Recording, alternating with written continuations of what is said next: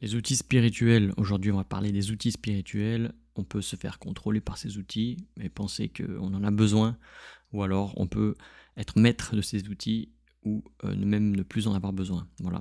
Et c'est ce dont on va parler aujourd'hui. Alors, les outils spirituels. Donc, il y a une multitude d'outils spirituels. Donc, c'est quoi les outils spirituels? Des babioles, des gris-gris, des croix, des chapelets, des livres, des pendules, qu'est-ce qu'on a d'autre? Des encens, des bougies, etc. En Asie, moi là où j'habite, ce sont des fruits, ouais, ils font des offrandes, de la nourriture, de l'encens, etc. Tous ces objets ont un point commun. Ce sont que des outils. Ce sont que des outils. Il ne faut pas l'oublier. Voilà, donc ils peuvent aider à se connecter, à croire, à ritualiser. Ouais. Si l'outil fait le boulot, il nous aide à croire. Ok. Donc parfois c'est bien parce qu'en fait on a besoin de croire. Je pense que c'est important d'avoir la foi. C'est mieux d'avoir la foi en soi et en voilà, son pouvoir en fait créateur, sa connexion à l'invisible. Mais parfois avoir un support ça peut aider au début. Penser ah ouais, j'ai besoin d'un collier, j'ai besoin d'un bracelet, voilà, ça je pense, voilà. Et en même temps le placebo c'est réel quoi. C'est un effet qui a été prouvé. Donc voilà, c'est assez intéressant, un soutien matériel pour entretenir un lien immatériel. Donc voilà, c'est marrant, on va utiliser la 3D la matière pour se connecter à quelque chose de non matière. Voilà. Donc il y a une forme de contradiction, moi je trouve ça intéressant. Voilà, quand on utilise un objet pour se relier à l'invisible, voilà, ici, l'énergétique, on utilise de la matière. Voilà. Et pas n'importe laquelle, de la matière extérieure, voilà, extérieure à soi. Voilà. Effectivement, nous, on est de la matière. En tant qu'humain, on a des os, on a des muscles, on a du sang, etc. C'est de la matière, de la peau. Mais on va utiliser une matière qui est en dehors de nous. Voilà. Car on peut utiliser aussi la matière, notre matière qui est en fait entre les deux mondes. Hein. Donc notre cerveau, certaines fréquences de méditation, etc. C'est aussi utiliser une sorte de matière, c'est nous. On va accéder à la non-matière. Mais là, on utilise vraiment quelque chose d'extérieur à nous, donc des gris-gris, des bougies, des machins. Ok.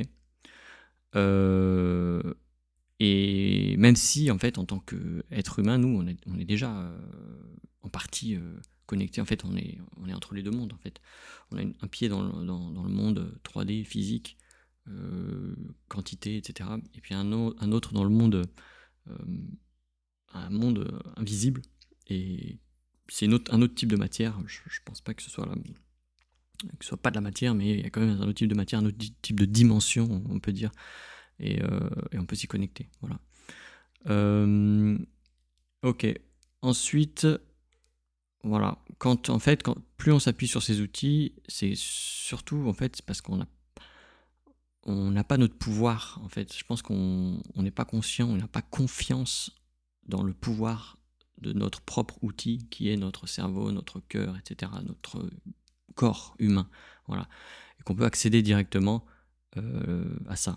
Donc c'est vrai qu'on on n'est pas éduqué à ça. Les films qu'on voit sur Netflix, ils parlent pas du tout de ça. Ils parlent plutôt de tuer quelqu'un avec un gun et on est tous devenus des professionnels, des tueurs professionnels tellement on a vu de films. Enfin bref, on n'a peut-être pas les compétences, mais aussi surtout on n'a pas la croyance et le niveau de conscience en fait pour comprendre que c'est déjà là. C'est essentiel la croyance. C'est pas donné à tout le monde, mais je pense que c'est pas donné à tout le monde d'en avoir conscience, mais c'est donné à tout le monde. Et voilà. Après, est-ce qu'on veut l'utiliser, est-ce qu'on y croit, voilà, pour récupérer ce pouvoir-là qui est déjà en nous. Les outils, alors, peuvent servir d'accélérateur, voilà, ou de béquilles rassurantes. Effectivement, au début, quand on travaille, on peut utiliser des outils, des mantras, des prières, voilà, pour accélérer. Ou alors utiliser des béquilles. Ah bah, j'ai pas ci, je peux pas faire ça. Voilà, je me suis pas lavé les pieds, je me suis pas agenouillé, j'ai pas fait mon signe de croix, donc je vais aller en enfer. Enfin, j'exagère, mais je peux pas faire ça, j'ai pas mangé l'hostie, donc j'ai pas communié, donc je suis un mauvais chrétien. Voilà, bref. Euh, les béquilles rassurantes, voilà. Ils apaisent le doute que l'on porte sur une réalité invisible. Ça veut dire que on n'est pas complètement croyant, en fait, on n'a pas complètement la foi. On utilise un outil euh, matière parce qu'en fait, on a quand même des doutes. On cherche à se rassurer. Enfin, moi, c'est mon point de vue, hein, voilà.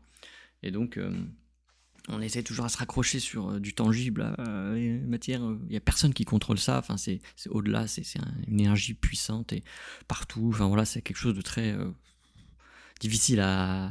C'est pas tangible du tout. Et donc, on va essayer de se calmer en fait cette incertitude qui fait peur à notre ego, à notre partie humaine. Voilà.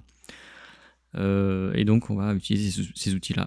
Voilà. Mais il ne faut pas confondre l'outil avec la source. Voilà. Et voilà, moi je pense que c'est un bon rappel. Ensuite, comme pour tout, un outil reste un outil. Il faut ni s'y attacher ni s'y soumettre. Voilà, parce qu'on ne peut pas laisser un objet dicter notre vie ou notre connexion invisible. Voilà. On ne peut pas laisser quelqu'un même, le pape. S'il n'y a plus de pape, les chrétiens vont mourir. Enfin, je veux dire, ça n'a pas de sens. S'il y a plus, même s'il n'y a plus Jésus, quoi. C'est une image, etc. Mais euh, ça n'a pas de sens. En fait, on est vraiment libre, on est vraiment, euh, comment dire, souverain quand on passe pas par un transfert, on passe pas par un traducteur, en fait, un prêtre ou quelque chose comme ça. Même si ça peut aider, hein, ça peut aider, forcément. Mais c'est ça la vraie liberté, la vraie souveraineté, en fait. Et notre vraie liberté, en fait. Voilà. Et donc, voilà, encore un paradoxe, voilà, à travers la spiritualité ou la religion, on cherche à se libérer de la matière, ou en tout cas à contacter quelque chose qui est en dehors de la matière, accéder à une connaissance, une vérité, un sens profond, mais on va s'appuyer constamment sur des objets matériels. Donc, en fait, notre croyance, notre foi en cet immatériel est quand même bien posée sur des bases matérielles, quoi. Donc, c'est vrai que ça existe, c'est vrai qu'on a un pied dans la matière, un pied dans l'invisible, mais je pense que c'est intéressant de prendre conscience de ça. Et c'est pas forcément une mauvaise idée de prendre conscience que en fait on peut faire ça sans objet, sans être dépendant en fait, soit d'un gourou, soit d'un mantra ou quelque chose comme ça, ou enfin quelque chose d'extérieur. Après un mantra, c'est vrai que c'est un chant, etc. Je pense que ça c'est, moi je vois pas trop d'inconvénients. Ça nous appartient, on sait chanter depuis la naissance. Voilà. Mais si on perd notre croix, faut en construire une autre. On perd notre petit collier, là, notre petit bracelet magique. Comment on va faire si on est seul dans la forêt? Alors que si on est seul dans la forêt, on peut se connecter sans objet, à mon avis. Voilà.